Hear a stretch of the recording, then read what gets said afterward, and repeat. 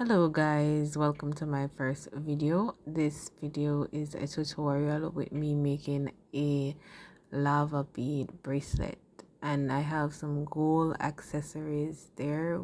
It's a gold crown, and I am using 8 mm lava beads.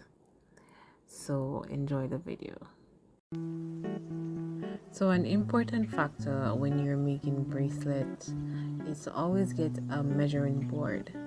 So this board helps you to tell the different wrist size that you're supposed to make your bracelet for.